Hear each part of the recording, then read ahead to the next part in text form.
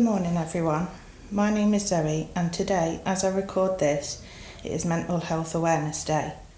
Writing this podcast has been quite a challenge for me if I'm honest, constantly questioning if I'm saying too much, not enough, or even if I'm going to be able to read the words from the paper okay.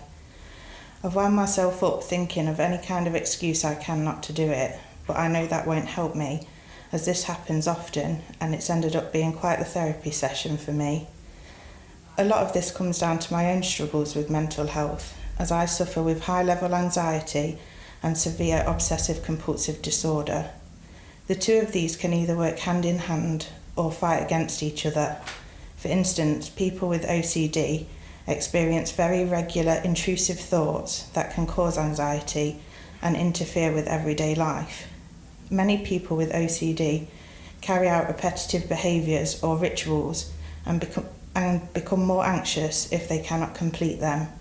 On the other hand, people can become extremely anxious about completing an upcoming task, but the obsession of taking control and getting it done forces the person to overcome, which is the perfect example here for me and writing this podcast. I've not always been aware of this in myself. I grew up surrounded by my fair share of ill mental health and always considered myself as one of the strong ones, one of the more, unsure of a better way to put it, normal people in my family. My earliest memory experience any kind of ill mental health being at the age of 5 and getting shipped off to my uncle's house so my dad could take care of my mum and my newborn brother while my mum was suffering from postnatal depression after losing her dad just days before my brother was born.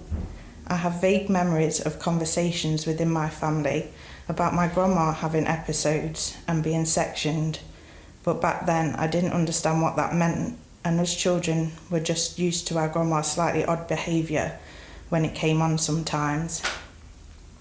Back then, mental health was not a discussion. It wasn't talked about, and it almost felt like a secret that was kept within the walls of family homes. My dad lost his dad and started to show more and more signs of his own anxieties and was later diagnosed with depression and high-level anxiety.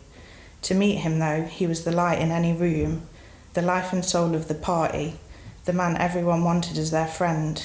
Again, a mental struggle so well hidden. The effects of ill mental health on those that suffer from it can be tragic. So in sharing this, I hope it raises awareness and helps someone speak out and get the help they may need. I want to tell you all about a girl I knew, a girl called Zoe Bestwick. She was the bravest girl I knew growing up. I called her my little mummy, but she was in fact my big sister. Lisa was 9 years older than me, so like many 9-year-old girls with a new baby sister, she treated me like a baby doll. She wanted to push my pram, wanted to dress me, feed me, basically be my little mummy. We grew up close, us 3 girls. I was the youngest, Lisa the oldest, and my sister Dawn 2 years younger than her. As my sisters got older, they left home and had children of their own, making me an auntie at just 8 years old. Lisa had 2 boys and was the best mum. Everything she did was for them. She worked hard, kept her home beautiful, and her boys healthy and well looked after. Years passed with a whole new generation of our family, and everything seemed fine, until my 16th birthday. I came home from school to a day that I didn't realise would be the day I had lost who I knew as my sister, my little mummy. All the doors and windows were locked. Lisa was frantic inside trying to escape. My mum pulled me through the back door while on the phone and quickly locked the door behind me again. My grandma was there with my 2 young nephews, and I was ushered upstairs with them out of the way. I tried to keep them occupied while also trying to work out what on earth was happening. A car pulled up, swiftly followed by a police car. There were 2 ladies who came in to speak to my mum and Lisa, and not 20 minutes later they were leading my sister out to their car and gone, taking her with them. I went downstairs to find my mum in tears. She said she was crying because she hadn't sorted my birthday card and presents out in time for me getting home. Now I was only 16, but I wasn't easily that fooled.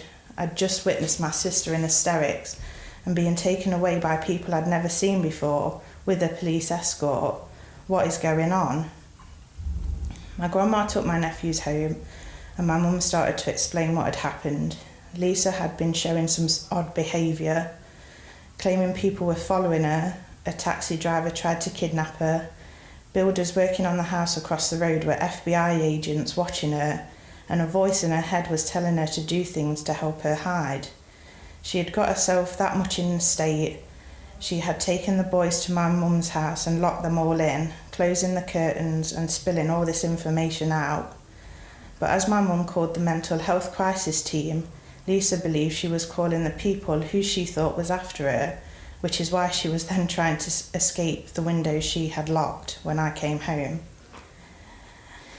Lisa had been sectioned under the Mental Health Act and would be assessed in hospital at the Radbourne unit in Derby.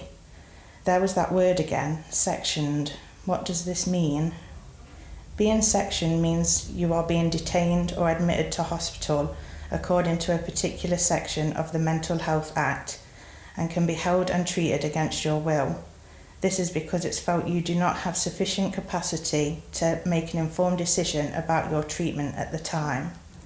But what was wrong with her? Where had all this come from? Days passed. My mum and grandma's shared the care of my nephews between them while we waited to find out what was going to happen. Lisa was eventually diagnosed with paranoid schizophrenia. Schizophrenia is a complicated mental health problem related to psychosis and changes how a person thinks and behaves. About 1 in every 100 people get this diagnosis at some point in their life. Lisa spent some time in the Radbourne unit while medical professionals worked with her to prescribe the best medication for her. There seemed to be hope, and in time she got her life back on track, and we all saw a little glimpse of the real Lisa returning. She moved into her new house with her sons, and everything seemed to fall back into place. Unfortunately, in Lisa's case, this was not the end. Over time, she began to withdraw. Her once spotless house was messy and unkept. Her once well-dressed self became scruffy and dirty when she had always taken so much pride in her appearance. She began drinking heavy, substituting her medication with alcohol because she thought it blocked out the voices better. My nephews had started getting themselves ready and out to school in the mornings because their mum couldn't bring herself to get out of bed some days. Lisa was spiraling, and it wasn't long before she was again sectioned and admitted to the Radbourne unit. This illness took everything. Lisa lost her job, her home, her children, and eventually, in 2013, at the age of 31, her life. Rather than getting the help she needed and the correct medication to support her in living her life, she instead self-medicated with drug and alcohol abuse. She became dependent on alcohol so much that in the end she lost her life to cirrhosis of the liver and multiple organ failure. The help was there if only she had realised. Towards the end she hid her struggles so well, no one knew just really how bad things had got. Maybe this was the shame, the guilt, or just plainly not knowing where to turn. The loss of Lisa hit our family hard, followed by the death of my dad just 10 weeks later. Me being me switched to control mode. My feelings weren't felt, my grieving didn't start. I took over the duty of sorting.